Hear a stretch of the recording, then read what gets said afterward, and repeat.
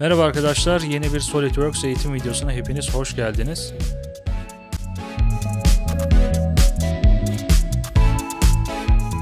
Bu videoda sizlere SolidWorks'te eklentileri nasıl aktifleştiririz ondan bahsedeceğim ve bu video içerisinde SolidWorks'te PhotoView 360 özelliği nasıl etkinleştirilir, eklentisi nasıl etkinleştirilir onu göstereceğiz. SolidWorks'te dosya açtığımız zaman karşımıza bu şekilde ekran geliyor. Yukarıda baktığımız zaman ise PhotoView 360'ı göremiyoruz. Bunu aktifleştirmenin yolu arkadaşlar şu şekilde. Option'ın altındaki bakın Add-ins kısmına tıklıyoruz. Daha sonrasında karşımıza menü açılıyor. Burada SolidWorks bakın Premium'un içerdiği eklentileri görüyorsunuz. Ben burada PhotoView 360'ı aktifleştireceğim. Her açıldığı zaman otomatik olarak başlatılmasını istiyorum. Bakın burada Auto Trace de var. Ondan da bahsederiz. OK dedikten sonra görmüş olduğunuz gibi PhotoView 360 karşımıza geliyor. Bunun bir diğer yolu ise şu arkadaşlar. Sağ tıklıyorum. Buradan tab'a giriyorum.